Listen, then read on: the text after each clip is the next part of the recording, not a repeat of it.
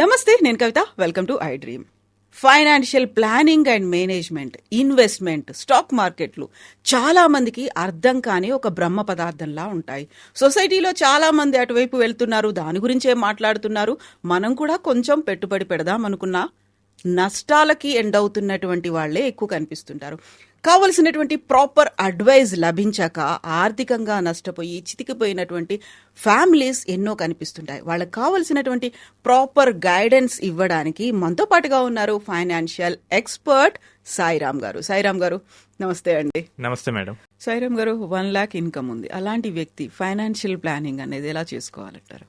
So 1 lakh income ఉంది, so at least 20% అనేది save చేసుకోవడానికి పెట్టుకో. 80% స్పెండ్ చేసుకోండి, నో ప్రాబ్లం.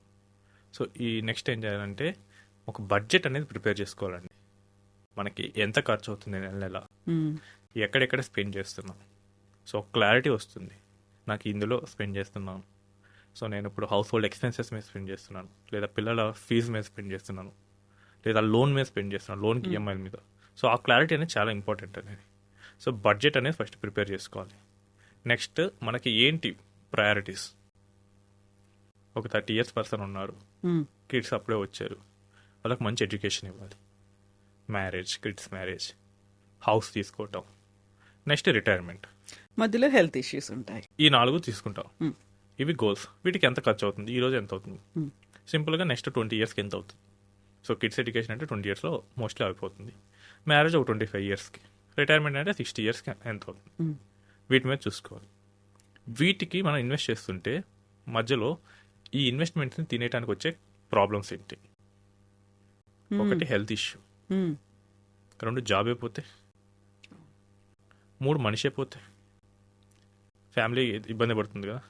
సో ఈ 3 రిస్కుల్ని మనం ఎలా హ్యాండిల్ చేయాలి? సో ఒకటేంటంటే హెల్త్ ఇష్యూస్కి హెల్త్ ఇన్సూరెన్స్ తీసుకోవాలి. సో నా దగ్గరకు వచ్చే ప్రతి క్లయింట్కి చెప్తాను, టేక్ హెల్త్ ఇన్సూరెన్స్. సో ఎంత ఎక్కువ తీసుకోమంటే అంత ఎక్కువ తీసుకోండి అని చెప్తాను, ఎలిజిబిలిటీ ఉంటే. సో నా దగ్గర వచ్చే క్లయింట్స్ సగం మంది 25 to 30 ఉంటారు. సో వాళ్ళందరికీ నేను కుదిరితే 2 CR 3 CR, ఇంకా నాతో సింక్లో ఉండే వాళ్ళకైతే అన్లిమిటెడ్ ఇప్పిస్తా. చాలా మంది ఏం చేస్తారంటే దీని దగ్గర వాళ్ళు చాలా తెలివితేటలు అన్ని ప్రయోగిస్తారు. హెల్త్ ఇన్సూరెన్స్ దగ్గర నెగోషియేషన్ చేయడానికి ట్రై చేస్తారు.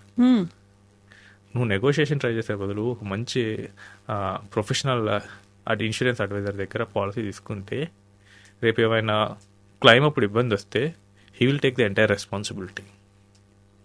ఇప్పుడు ఏంటంటే మీకు అండర్ రైటింగ్ జరుగుతుంది పాలసీ ఇచ్చేటప్పుడు, వీడు పొరపాటున ఏదో ఒకటి మిస్ అయ్యాడు అనుకోండి, రేపు ఇప్పుడు ఇంత నెగోషియేట్ చేసినప్పుడు నేను ఎంత వర్క్ చేయాలనుకుంటాను నేను. సో ఈ స్కిల్స్ ఇక్కడ కాకుండా మంచి అడ్వైజర్ని పెట్టుకోవడం మీద చూపిస్తే బాగుంటుంది. అండ్ 1 CR తీసుకోమన్నా అనుకోండి 10 lakhs అంటారు, అంత ఇష్యూస్ వస్తాయా అని ఎక్స్పెక్ట్ చేయలేం కదా ఏమవుతుంది అనేది. పోయి ఆ యశోదాకి వెళ్ళి అపోలోకి వెళ్తే తెలుస్తుంది, వాళ్ళకి మంత్లీ వస్తాయి పెద్ద బిల్స్ అన్నీ. సో ఆ వాటికి సిద్ధపడి తీసుకోవాలి. అని 1 lakh 2 lakhs వాటికి లైఫ్ ఏం తలకిందులు అవ్వదు. ఒకేసారి ఒక 40 lakhs వస్తే బిల్ నాకెందుకు వస్తుంది అంటారు. నీకు వస్తే ఏంటనే క్వశ్చన్కే ఆన్సర్ హెల్త్ ఇన్సూరెన్స్. నీకు ఎందుకు వస్తుంది అంటే మనం గ్యారంటీ ఇవ్వగలము. ఇప్పుడు నువ్వు బాగానే రైడింగ్ చేసుకుంటే వెళ్ళావు, ఎదురోడు వచ్చి గుద్దితే దెబ్బ మనకే కదా అప్పుడు. సో ఒక మంచి హెల్త్ పాలసీ అనేది ఫ్యామిలీకి తీసుకోవాలి. నెక్స్ట్ ఎమర్జెన్సీ ఫండ్ అనేది ఏర్పాటు చేసుకోవాలండి. సో నీ ఆపద అనేది ఎప్పుడు ఎట్లా వస్తుందో తెలియదు. కోవిడ్ టైం ఊహించారు ఎవరైనా? 2-3 నెలలు జాబ్ లేకుండా ఉంటామని. సో ఇలా మనీ ఉంటే కనుక స్పెండ్ చేయొచ్చు. నెక్స్ట్ టర్మ్ ఇన్సూరెన్స్ తీసుకోవాలి. సో ఇన్ని ప్లాన్ చేసాం. సో ఒక 5 years బాగానే గడిచింది. ఏమైనా యాక్సిడెంట్ అయ్యి కానీ అంత అన్సీన్ ఇష్యూ వచ్చేసి మనిషి పోతే family all of a sudden అప్పటి వరకు మంచిగా బతికిన ఫ్యామిలీ ఇబ్బంది పడాల్సి వస్తుంది. సో దానికంటే టర్మ్ ఇన్సూరెన్స్తో ప్రొటెక్ట్ చేసుకోవాలి ఫ్యామిలీని. సో వీటన్నిటిని చేసుకున్న తర్వాత నెక్స్ట్ రివ్యూ కూడా చేసుకోవాల్సి వస్తుంది. మనం కరెక్ట్గా చేస్తున్నావా లేదు, మన ఇన్వెస్ట్మెంట్స్ అన్నీ కరెక్ట్గా ఉన్నాయా లేవా. సో 1 lakh ఉన్న శాలరీ అన్నారు కాబట్టి ఒక 20K అని. సో ఈ 4-5 గోల్స్కి మనం పెట్టేస్తాం. సింపుల్గా చెప్పాలంటే మీరు ఒక కొత్త ప్లేస్కి వెళ్తుంటే ఎంత జాగ్రత్తగా బ్యాగ్ 2-3 సర్దుకుంటామో వీటిని కూడా అలానే ప్లాన్ చేసుకోవాలి.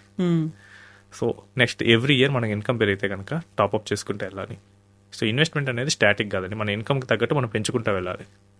సో ఇదే కేసులో కనుక ఒక 20 years పర్సన్ ఇట్లానే తీసుకొని వెళ్తే ఒక 12th yearకే ఆయనకు ఫస్ట్ 1 crore వచ్చేస్తుంది. నెక్స్ట్ 20th ఇయర్కి 5 crores వస్తాయి, 24th ఇయర్కే 10 crores, 30 years కల్లా 25 crores వస్తాయి. మీరు చూస్తే సేమ్ 20,000తో 10% ఇంక్రిమెంట్. బట్ చూడండి లాస్ట్ 15 crores అనేది 6 yearsలో వచ్చింది. సో మనకు ఎంత ఎక్కువ టైం ఉంటే అంత ఎక్కువ కాంపౌండ్ అవుతుంది. యాజ్ ఎర్లీ యాజ్ పాసిబుల్ చేసుకోవాలి. అది ఎర్లీ చేయాలి, లేదంటే ఎక్కువ పెట్టాలి. యా. సో ఇప్పుడు ఇదేంటంటే 30 years కేస్. సో దాన్ని మనం 20 yearsకి తీసుకొస్తే కనుక instead of 20,000 has to keep 50,000. So అంత డిఫరెన్స్ వస్తుంది. సో సింపుల్ స్టోరీ ఏంటంటే ఇదేంటి, 20% అయినా సేవ్ చేయండి. సో నేను 20 కూడా చేయలేనంటే మీ శాలరీలో మీరు 100 ఇప్పుడు తింటే రేపు జాబ్ లేని టైంలో, సో ఏదో టైంలో అయితే మనిషి రిటైర్ అవ్వాల్సిందే కదా, అప్పుడు మళ్ళీ మీరు పిల్లల మీద డిపెండ్ అవుతారా? ఈ రోజుల్లో అయితే కనుక పిల్లలు మీ దగ్గరే ఉంటారన్న గ్యారంటీ అయితే లేదు. చాలామంది సిటీస్కి వస్తున్నారు, ఈవెన్ కంట్రీస్ కూడా దాటిపోతున్నారు. సో రేపు ఇక్కడ మీరున్న సిటీ కాకుండా వేరే సిటీ అయితే మీరు పోయి అక్కడ ఉండలేరు మళ్ళీ. సో ఈ క్వశ్చన్ కరెక్ట్గా ఆన్సర్ తీసుకోవాలి. సో దానికి బట్టే రిటైర్మెంట్ ఫండ్ మనం చేసుకోవాలి. ఈ రోజు నువ్వు ఒక 20,000 పెడుతున్నావు అంటే 10 years తర్వాత అది అట్లీస్ట్ 60,000 కానీ వెనక్కి వస్తుంది. సో ఈ రోజు నీకు వచ్చి 20,000 అయితే 10 years తర్వాత 40,000 అవుతుంది. సో నువ్వు ఈ రోజు ఎన్ని మంత్స్ సేవ్ చేస్తావో నెక్స్ట్ అప్పుడు అన్ని మంత్స్ నువ్వు వెనక్కి తీసుకోవచ్చు. అండ్ కిడ్స్ కోసం మంచి ఎడ్యుకేషన్ కోసం మనం ప్లాన్ చేసుకోవాలి. సో ఉన్న ఈ 20%లోనే ఇవన్నీ చేయొచ్చండి. కాకపోతే కమిట్మెంట్ అనేది గట్టిగా ఇవ్వాలి. అండ్ ఆలోచించుకోవాల్సింది మన భవిష్యత్తు ఉంది అనేది. అసలు మనకి ఏంటి ఇప్పుడు ఒక చల్లటి ప్రదేశానికి మనం టూర్కి వెళ్తున్నాం అనుకోండి, స్వెటర్స్ తీసుకుంటాం కదా, అక్కడ చలి ఉంటుందనే కదా. రేపు కూడా మనం ఇప్పుడు రేపు కిడ్స్ ఎడ్యుకేషన్ అయినప్పుడు ఎంత అవుతుంది ఏంటి ఇవన్నీ ఊహించుకోవాలి. అంటే ఈ రోజు రేట్ల మీద కాదు, ఇవన్నీ ఫ్యూచర్లో రేట్ల మీద. మీరు చదువుకున్నప్పుడు ఎంత అయింది, ఇప్పుడు ఎంత ఉంది రేట్, రేపు మీ పిల్లలకి ఎంత అవుతుంది రేట్. చాలామంది ఇక్కడే ఆగిపోతారు, ఈ రోజు రేట్ ఎంత ఉందో నేను క్రియేట్ చేస్తారు, అది సరిపోదు అప్పటికి. సో ఈ మిస్టేక్స్ చేయకూడదు. ఒకవేళ మీరు అడ్వైజర్ దగ్గరికి వెళ్తే వాళ్ళకి ఈ మిస్టేక్స్ అన్ని వాళ్ళు వేరే వాళ్ళ దగ్గర చూసుంటారు కాబట్టి అది మీ దగ్గర చేయలేరు. The role of advisor is not to give a best funds, his main role is to correct you. తప్పులు చేయకుండా చూడాలి, ప్రాపర్ అడ్వైస్ గైడ్ లైన్స్ ఇచ్చి తీసుకెళ్లడం అనేది. తప్పులు చేయకపోతే ఆటోమేటిక్ మీరు చేసేది రైటే అవుతుంది. ట్రూ. అడ్వైస్ చేసే వాళ్ళు కూడా కరెక్ట్ అడ్వైజర్, ప్రాపర్ అడ్వైజర్ ఎలా ఐడెంటిఫై చేయొచ్చు? సో మెయిన్ థింగ్ ఏంటంటే అండి, ఫేమ్ని బట్టి మీరు వెళ్ళకూడదు, మీకు బాగా తెలుసు అన్న దాని మీద కూడా మీరు వెళ్ళకూడదు. ఒకటేంటంటే మీతో అడ్వైజర్ ఎంత బాగా కనెక్ట్ అయ్యాడు, simply he's managing your money. కాబట్టి మీతో ఎంత బాగా కనెక్ట్ అయ్యాడు అన్న దాని మీదే మీ రిటర్న్స్ డిపెండ్ అయి ఉంటాయి.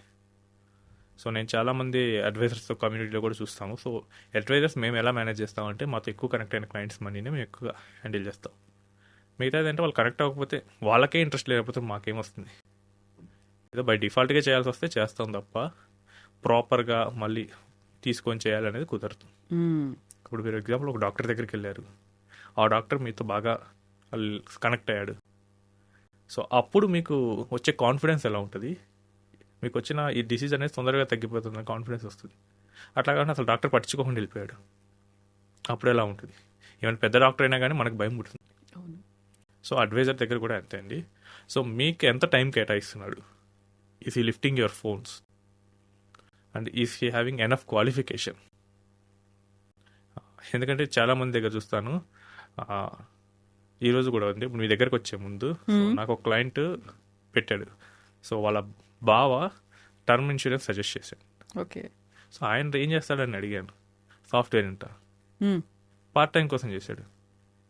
సో ఓకే సార్ కరెక్ట్గా ఇచ్చాడా లేదని చెప్పి నేను కవరేజ్ చేశాను 1 crore పాలసీ. ఆయన శాలరీ 30 lakhs. 1 crore ఏం సరిపోతుంది? ఇవన్నీ ఏంటంటే మనకి సరిగైన నాలెడ్జ్ లేని వాళ్ళ దగ్గర నుంచి వస్తాయి.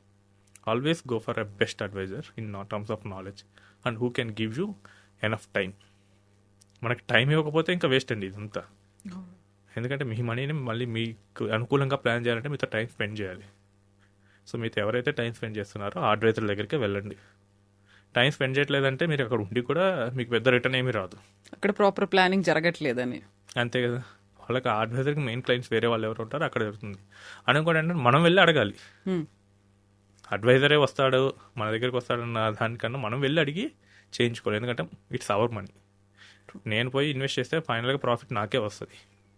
మేము మేనేజ్ చేసినందుకు ఫీజు ఇస్తా తప్ప ఫైనల్ ప్రాఫిట్స్ నావే. కాబట్టి నేను పోయి మ్యాక్సిమైజ్ చేసుకోవడానికి ట్రై చేయాలి. నేను పోయి వీలైతే కూర్చోండి ఆఫీసులో, లేదా కనీసం ఆన్లైన్ జూమ్ కాల్తో అయినా మాట్లాడండి. సో ఎలా చేస్తే బెటర్.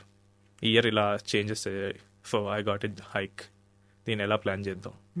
నాకు ఇప్పుడు ఏంటంటే లైఫ్ ఈ టైంలో నాకు ఒక 40 lakhs కార్ కొనాలి ఉంటుంది. రేపు నా శాలరీ పెరిగితే ఈ 40 lakhs ఏముందో ఒక 80 lakhs కొందాం ఉంటుంది.